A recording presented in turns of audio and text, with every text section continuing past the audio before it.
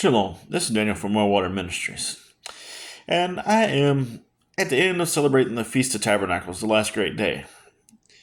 I grew up in a Baptist church where we celebrated Christmas and Easter. How did I get here celebrating Feast of Tabernacles? Well, let me explain. Like I said, my background's Baptist. Got saved when I was 9 years old in a Baptist church in the camp meeting in Monroe, North Carolina. Well, I've always been interested in reading the Bible, read the Bible through a few times before that. Then got in the Navy and ended up in a Free Will Baptist church, which is closer than most people think Independent Baptist, but let's not go there. And ended up going to Free Will Baptist Bible College. All right. Fast forward a few years, you learn more about the Bible, you learn different takes of the Bible, and I'm glad I did that because that got me out of like the echo chamber that I was in. And the Free Will Baptists were nothing but generous to me, loving, and make sure I say that. Enjoyed my time in Nashville, Tennessee. When I got out of Bible college, I went back to my home church that I grew up in North Carolina. And my uncle was the pastor then, and so he let me teach on Sunday nights or Wednesday nights for several years, like 7 or 8 years. A couple of things I went through in the Bible were the Judges. I went through the Kings. I went through the women of the Bible. And most of that is in the Tanakh, which is the Torah, the writings, and the prophets, or the prophets and the writings. I get the Tanakh mixed up. The Torah's first. But some of you with Baptist background would refer to that as the Old Testament. I may refer to it as the Older Testament. So anyway, I read through that. So I've got a background. Man, okay. When they did the law of Moses, which is the law of God, they were blessed.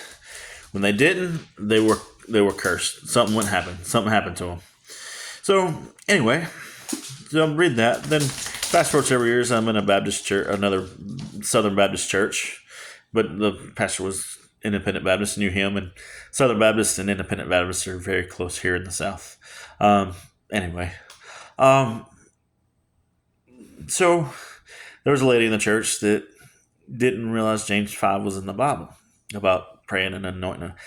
That kind of got me thinking, I don't want to be 87, 88 years old sitting on a Baptist pew just because that's what I've always done. And then a year later, a little over a year later, that was right before COVID. That was our last service before the COVID shutdown. And anyway, a little over about a year and a half later, on October 17th, 21, I got ordained. And I'm okay preaching Baptist doctrine if it's full Bible doctrine, if it goes in the Bible, if it matches the Bible. Some of you believe it does. All right. But I had to search for myself. I just wanted to make sure. I'm okay, like I said, I'm okay with sitting on the Baptist pew at 87, 88 years old as long as that I believe that's what it matches, not just because that's what I've always done. And so I'm searching, and then lo and behold, on January 31st, 2022, I come across a debate on the church split. With alternate media, did a pro-Torah stance. They went through Matthew 5:17, where Yeshua, or you would know as Jesus, came to not to abolish the law, but to fulfill the law. And then how faith establishes law in Romans 3:31, and how Paul wouldn't have known what sin was if it wasn't for the law, Romans chapter 7. 1 John 3:4 says sin is transgression of the law. And 1 John 5:4 says, if you love me, you keep my commandments. So if we love God, shouldn't we try to find reasons to keep his commandments and not to avoid them? And so anyway, one of the biggest verses that stuck out to me was Acts 15:21. Because you always hear the 4 provisions in Acts 15, 19, and 20. You know, that don't eat meat strangled with blood, don't eat blood, don't, yeah. I don't remember the 4, but I remember 3 of the 4. I remember one's don't have orgies, don't quit having sex with your neighbor and all that good stuff, you know, or bad stuff. And so, but 21, I kind of always read over it. It said the law of Moses will be read in the synagogue every Sabbath. Wait a minute. His disciples thought we should be reading the Torah in the law of Moses. Well, this is the Torah, the law of God, in the synagogue every Sabbath. Well, if his disciples in the first century are doing it, why wouldn't his disciples in the 21st century be doing it. And so that is why I started trying to follow the Torah as close as I could. And there's some things that don't apply because there's no temple in place. Getting a little bit more of that, but the four main things are Sabbath keeping, the holy days, Passover, unleavened bread,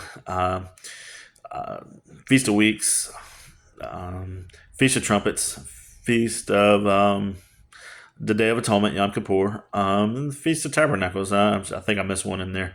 And then the last great day, which we're doing now, because they're a shadow of things to come. Colossians 2:16, I believe. So they're a shadow of things to come, not that have come, to come. Anyway, so that's how I ended up here and Baptist Church. And so the feast days, quit eating pork.